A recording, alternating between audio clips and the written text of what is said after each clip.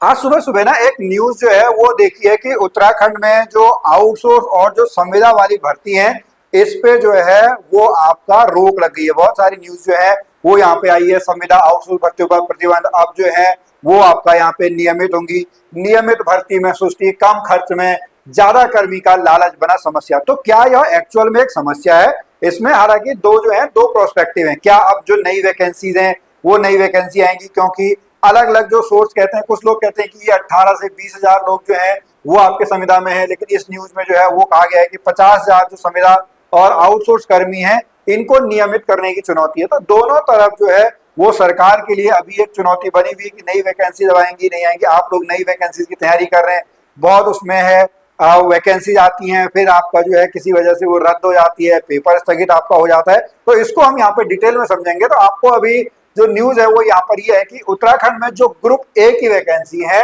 वो 3,000 से ज्यादा पद जो है वो ग्रुप ए के जो है वो खाली हैं, और 63,000 जो आपकी वैकेंसीज हैं वो ग्रुप बी, ग्रुप सी और ग्रुप डी की हैं जो खाली चल रही हैं, जिसमें कुछ लोग जो है वो आपका आउटसोर्स संविदा पे जो है वो आपका यहाँ पे काम कर रहे हैं। अब सरकार को ये फैसला जो है, सरकार को ये फैसला आपका क्यों लेना पड़ा है? तो यहाँ पर आप देखेंगे कि राज्य के कई विभागों में नियमित पदों के सापेक्ष काम चलाओ व्यवस्था के अंतर्गत आउटसोर्स कर्मचारी रखे गए हैं, नियमितीकरण की मांग कर रहे हैं। और ये लोग जो है हाई कोर्ट और सुप्रीम कोर्ट से जो है वो आपका स्टे ले आते हैं। इससे जो है वो नियमित चयन प्रक्रिया जो है वो आपका बाधित हो रही है।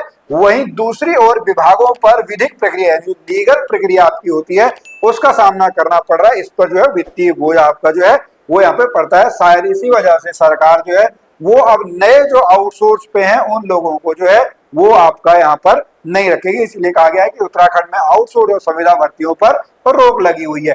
फिर यहाँ पर जो हमारे इस समय मुख्य सचिव आपके अभी बने हैं आनंद वर्धन जी, उन्होंने कहा कि कई विभागों में चयन परिणाम के बावजूद अभ्यर्थियों की ज्वाइनिंग नहीं हो पाई है। आउटसोर्स रखे गए कार्मिकों के कोर्ट से स्टे लाने की वजह से यह विसंगतियां आपकी बनी हुई हैं।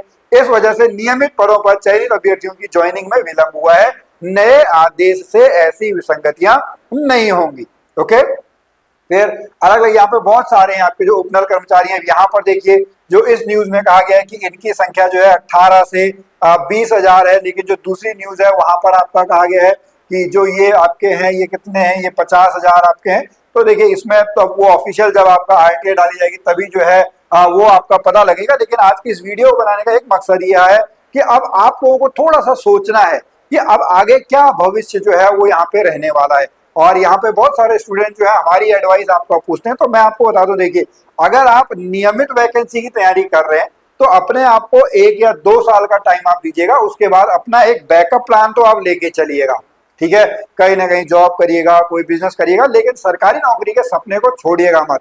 जब तक आपके पास एज लिमिट है तब तक आप इसकी तैयारी करिए, लेकिन एक प्लान बी जो है वो प्लान बी आप अपने लिए रखिए, क्योंकि हमारा जो एक्सपीरियंस है उत्तराखंड में जो ये भर्तियां हैं ये एक सामान्य तो एक मीम के तौर पर कहा जाता है, तो ये पंचवर्षीय योजनाओं की तरह चलती है। वैकेंसी अब आती है, फिर आपका फॉर्म देर में आता है, फिर वापस विभाग में जाता है, फिर इधर होता है, फिर कोर्ट में स्टे लग जाता है। तो लगभग 4-5 साल जो है वो आपके लग जाते हैं। लेकिन आपको मेहनत करनी, मैं आपको डिमोटिवेट नहीं कर रहा हूँ, मैं आपको मोटिवेट कर रहा हूँ और एक रास्ता दिखा रहा हूँ कि आपको अपना एक बैकअप प्लान लेके जो है वो चलना है। सरकारी नौकरी आपको चाहिए तो आपको जी तोड़ मेहनत जो है वो इसके लिए करनी होगी। अब आपको क्या लगता है कि इस जो आपका ये डिसीजन गवर्नमेंट के द्वारा लिया गया है आगे क्या होगा? अगर आप कमेंट में बताना चाहें तो आप बता सकते हैं। अगर आप हल्द्वानी आकर हमारे साथ इस बारे में कुछ डिस्कशन करना चाहें, लोगों को अपने विचार बताना चाहें, तो इस प्लेटफॉर्म पे आपका बहुत बहुत स्वागत है।